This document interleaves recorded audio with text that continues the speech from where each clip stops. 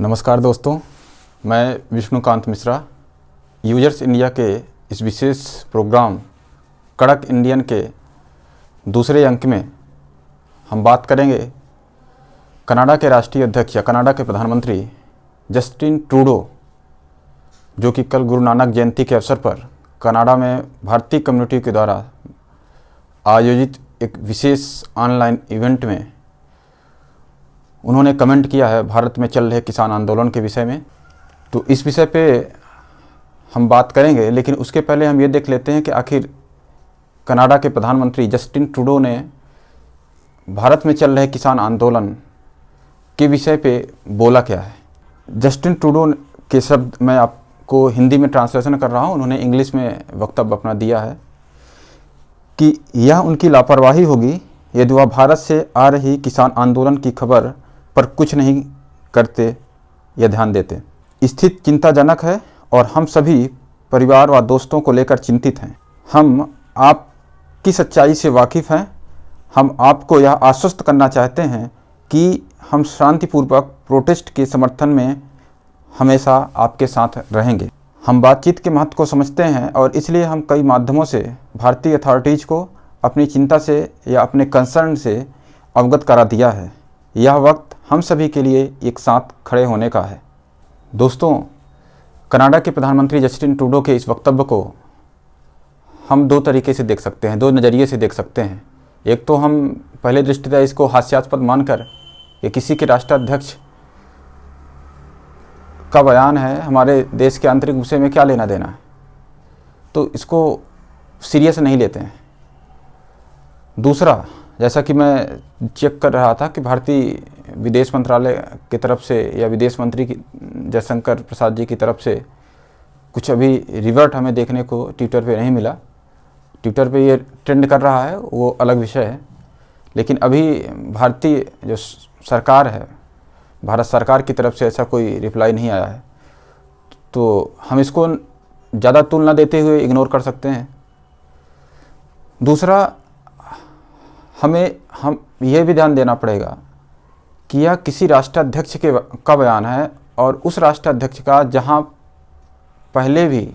जिस पर पहले भी भारत में जो पंजाब राज्य है वहाँ पे खालिस्तान समर्थकों को या खालिस्तान से जुड़े लोगों को समर्थन देने का आरोप लगता रहा है। यहाँ तक कि पिछला दौरा जो कनाडा के प्रधानमंत्री का भारत दौरा था NDA 1 सरकार के दौरान, तो उस दौरान भी कुछ प्रोग्राम उनके ऐसे हुए थे जहाँ पे खालिस्तान समर्थित लोग या जो भी ऐसे एक्टिविस्ट हैं वो देखे गए थे, जिस पर बवाल भी हुआ था। उस वक्त फिर कनाडा सरकार की तरफ से अपना एक स्टेटमेंट जारी किया गया था। तो दूसरे नज़रिए से अगर हम देखते हैं इसे, तो यह एक गंभीर मुद्दा बन जाता है। क्यों? हमने पिछले अंक में आपसे कहा था कि भिंडरावाले के पोस्टर्स या उसके समर्थन में नारेबाजी हुई है। उसके अगले दिन हमें एक इंटरव्यू, हो सकता है आप लोगों ने भी देखा हो, वीडियो के दौरान ही उस व्यक्ति ने सीधे तौर पर भिंडरावाले को एक तरीके का एक्टिविस्ट या एक तरीके का वो एक नेता के रूप में पेश किया। वह सीधे तौर पे भिंडरावाले को आतंकवादी मानने से इनकार कर दिया। इंटरव्यू के दौरान वर्षा दत्त जी बोलती भी रहीं, लेकिन वो व्यक्ति जो है तो अपने अलग ही लॉजिक और तर्क पेश करते रहे। तो इसलिए यह मुद्दा और भी गंभीर बन जाता है। क्यों? कई और ऐसे भी स्टेटमेंट्स आए हैं, एक एक्सट्रीम स्टेटमेंट आए हैं। तो इन सब चीज़ों को देखते हुए, चूँकि ये आपको भी पता है कि आंदोलन विशेष रूप से पंजाब ही केंद्रित है। अब आज की डेट में कुछ अलग अलग राज्यों से भी किसान वगैरह जुड़ रहे हैं, तो वो अपना आइडियोलॉजी, कुछ चीज़ें आप समझ सकते हैं। उस पर हम डिटेल में कमेंट नहीं करना चाहते हैं। मेरा मेन इशू ये है कि भारत का जो आंतरिक मुद्दा, हम एक लोकतंत्र हैं, हम अपने लोकतंत्र में हमारे मतभेद हो सकते हैं पार्टियों से, विचारधाराओं से, या आपसी समाज में हमारी सरकार से मतभेद हो सकते हैं। किसी मुद्दे पे हमें आंदोलन करना पड़ता है। आंदोलन को हम चाहे 4 महीने चलाएं या जिस तरीके से भी अपना रोष व्यक्त कर सकते हैं, एक लोकतांत्रिक देश में यह हर किसी का हक होता है वो व्यक्त करने का, और उसमें कोई बुराई नहीं है। लेकिन अगर उस देश का राष्ट्राध्यक्ष, आप इस बात को गौर करिए कि उस देश का राष्ट्राध्यक्ष जहाँ पे कि सिख कम्युनिटी ज़्यादा मात्रा पे है, भारत से जाने वाले जो सिख एक ऐसा समुदाय है जो हर जगह अपने भाईचारे के लिए, हर जगह अपनी सेवा भावना के लिए जाना जाता है।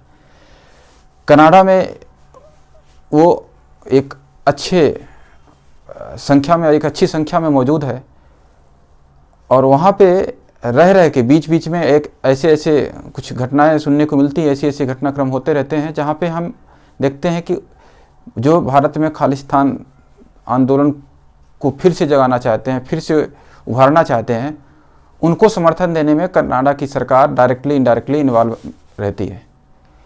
तो जब कल गुरु नानक जयंती का पर्व हम सब ने मनाया, आपने देखा किस तरीके से कल प्रधानमंत्री जी ने बनारस में 2 अलग अलग कार्यक्रमों में शिरकत किए, और अगर हम इसको देखें तो एक साथ उन्होंने कुछ घंटों के अंदर उन्होंने भारत की कल्चर की, भारत की विविधता की मिसाल पेश की। गुरु नानक जी का पर्व, काशी शिव जी के मंदिर में पूजा अर्चना, और बनारस के ही पास समीप स्थित सारनाथ में एक विशेष लेजर प्रोग्राम के जरिए गौतम बुद्ध जी को याद किया। तो भारत की यही विविधता है। वहाँ पे एक दूसरे देश का राष्ट्राध्यक्ष, प्रधानमंत्री ये कहता है कि हम चिंतित हैं, ये वक्त है कि हम सब आप लोगों के, हम सब एक साथ आएँ, हम भारत सरकार के सामने अपने कंसर्न रेज कर दिए हैं। अरे भाई, तुम होते कौन हो? माफ़ कीजिएगा, एक जस्टिन ट्रूडो, मैं आपसे कहना चाहता हूं कि आप होते कौन हैं? भारत के मुद्दे पे, भारत के विषय पे कुछ भी कमेंट करने के पहले आप अपने यहाँ देखिए। और ये हमारा आंतरिक मामला है, हम आपस में भाई हैं, हमारे पिता चाचा या कोई जो भी वहाँ पे हैं, हमारे वरिष्ठ आंदोलनरत हैं, किसान, हम भी किसान के लड़के हैं। किसान की 1000 प्रॉब्लम है, सच है प्रॉब्लम है, किसी सरकार ने जैसा ध्यान देना चाहिए नहीं दिया है, लेकिन तुम कौन होते हो भाई? तुम कौन होते हो भारत के विषय में बोलने वाले? तो इसलिए जस्टिन ट्रूडो, मैं आपसे कहना चाहता हूँ कि आप या कोई भी दुनिया का अन्य देश भारत के विषय में बात करने के पहले वो अपने यहाँ देखे, और देखे या ना देखे उसका मैटर है, लेकिन भारत के विषय में बोलने का उसको कोई हक नहीं है। हमारी अलग अलग कम्युनिटी के लोग एक भारतीय के रूप में दुनिया के अलग अलग देशों में वो अपना योगदान दे रहे हैं, उनके विकास में योगदान दे रहे हैं। इसका मतलब ये कदापि नहीं है कि आप उनको बरगला करके या कुछ जो भटके हुए लोग हैं उनको आप हवा पानी दे करके और आप सोचें कि भारत में आप अस्थिरता पैदा कर देंगे, ये आपका नहीं चलेगा। सबसे पहले हम भारतीय हैं, और हम वो भारतीय हैं 21वीं सदी के, जो हमारा एक इतिहास रहा है कि जब भी भारतीयता पे आँच आई है तो हम एक साथ इकट्ठे हुए हैं। तो आप जो कह रहे हैं ना इकट्ठा होने के, हम ऑलरेडी इकट्ठा हैं। आप अपने कनाडियन को इकट्ठा करिए। जिस दिन हमारे सिख भाई या अदर कम्युनिटी के लोग आपके यहाँ हैं, अपना योगदान देना बंद कर देंगे, तो आपको अपनी औकात समझ में आ जाएगी। आप अपना संभालिए, और भारत के विषय पे बोलने के पहले 1000 बार सोचिए।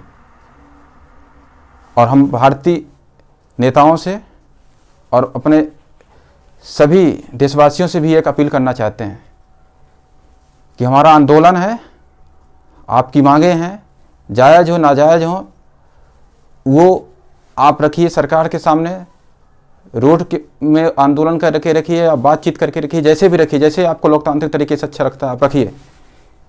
हिंसा करना या किसी ऐसे तत्व को जगह देना जो कि खालिस्तान या भारत को तोड़ने की बात कर रहा है, उस पर आप बिल्कुल भी उसको अपने मंच में या अपने आंदोलन में जगह मत दीजिए। हम सब एक हैं, और हम सब, किसान आगे बढ़ेगा। जय जवान जय किसान का नारा आदरणीय लाल बहादुर शास्त्री जी ने दिया था, तो जय जवान जय किसान का नारा आज भी उतना ही प्रासंगिक है। और हम सरकार से भी अपील करना चाहते हैं कि सरकार बिहार में बैठे हुए मोदी जी हों, अमित शाह जी हों या नरेंद्र सिंह तोमर जी हों, हम आपसे कहना चाहते हैं कि आप इस पर ध्यान दीजिए। एमएसपी का अगर वो मिनिमम समर्थन मूल्य की बात कर रहे हैं तो आप उसको ऐड कर दीजिए। आप देना ही तो चाहते हैं ना। ठीक है, हम कुछ कंपल्सन्स होते हैं एडमिनिस्ट्रेटिव, सही है, लेकिन आपको भी समझना पड़ेगा कि हमारा 60% आबादी गाँव में रहती है।